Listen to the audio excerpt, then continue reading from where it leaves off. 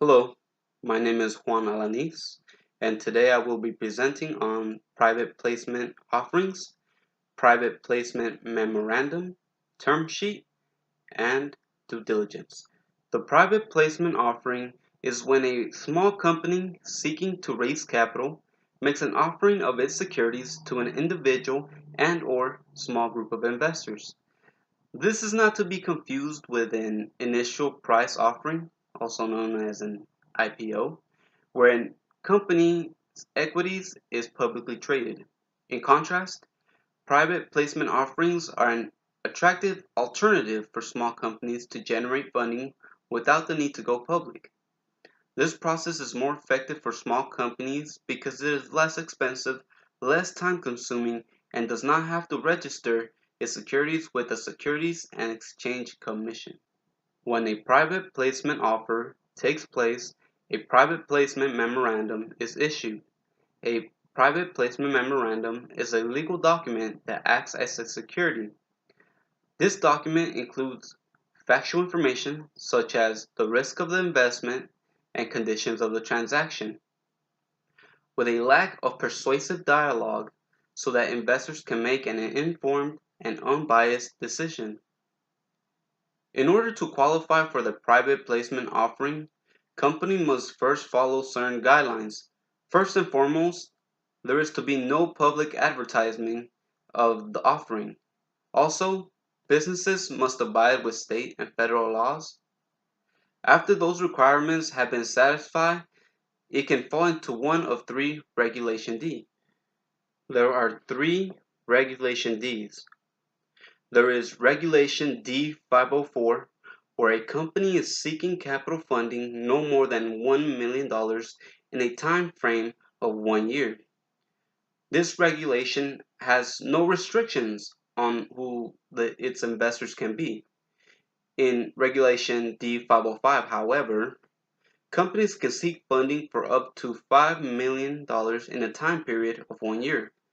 Although the company is allowed to seek more funding, it is restricted in who its investors can be.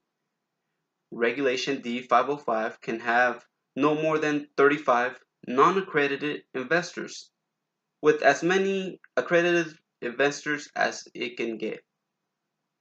In Regulation D 506, companies can seek as much funding as possible, but all of its investors must be accredited or sophisticated.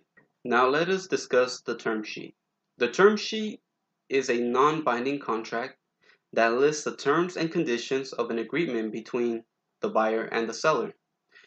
This usually includes the valuation of the company, the share price, the number of shares offered, voting rights, stake in the company, liquidation, payment terms, and confidentiality.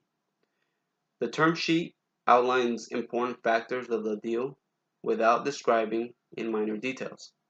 The length and detail of the term sheet depends on the amount of funding that the company is looking to raise. It is common for companies that are in the seed rounds of funding to have simple term sheets. Term sheets have no set parameters. They can be as simple or as sophisticated as they please. But when trying to raise larger capital, it only makes sense to provide more information for investors.